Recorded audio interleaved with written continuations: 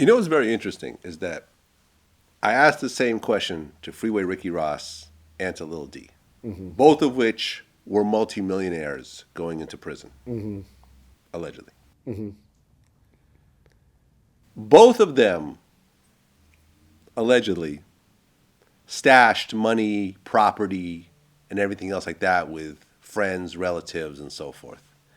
And both of them said when they got out, all that shit was gone. And when you get all that time, you have to trust somebody. You got to let people hold money. You got to let people have your properties in their names.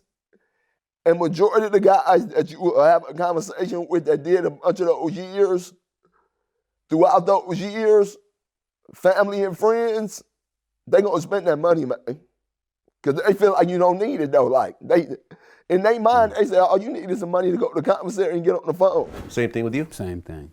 Same Identical stories. Identical, yeah.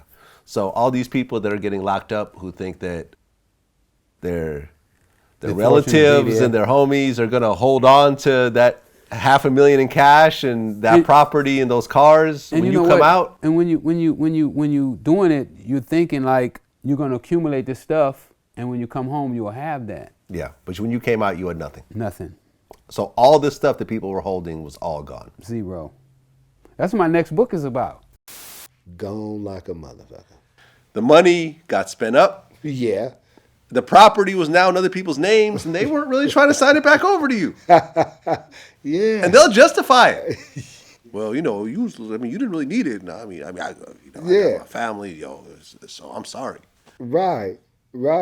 This is what happens. That's the reality. All the wannabe kingpins that are watching this right now that think like, I'm gonna do 5 years, but I'm gonna come out a multimillionaire. No, you're not.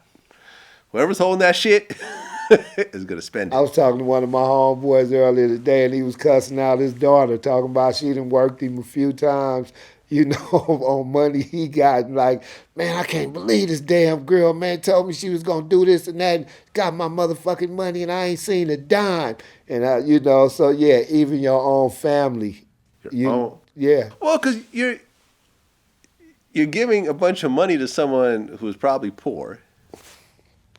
If you're poor or you were poor, whoever you're giving it to is probably poor. Chances are, if you give $100,000 to Jay-Z, he's probably not going to spend it, exactly. Right? But how many Jay-Z's do you know when you get locked up? Zero. Yeah, zero. And that to me was kind of shocking because I'm like, nah, these dudes, these are guys, I didn't snitch. I took the charge. And all I needed you to hold this money. They wouldn't even do that shit. Nah. I mean, times get hard. Yeah. Times get hard. Now, what I'm going to do? Sit here and get kicked out my house when I got $100,000 of your money sitting right here? I just leave a little I put it back. I put it back. Don't even worry about it. I'm going to put it back. Right. I only spent 10. Well, I only spent 30, but I got you. Right. You get back a briefcase of IOUs. Yeah. That's what you get after 10 years. That's what you get. So you've seen the same thing. Yeah, I have. This is what happens. Yeah, it is. It is. In almost every case. Every case. Yeah. You might have a nice car that you put up somewhere at somebody's house in their garage or something that might still be there, and that's about all you can hope for. That's about it. Any tangible finances, it's after doing, a bid.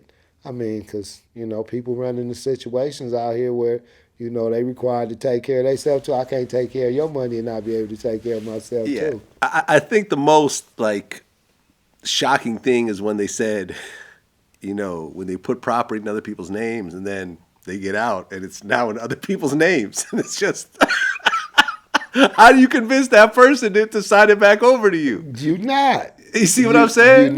You're not getting that back. Yeah. What you gonna do? Kill me now and get it back? You can't do that. But it's like go back to the saying. There's no honor among thieves. Yeah.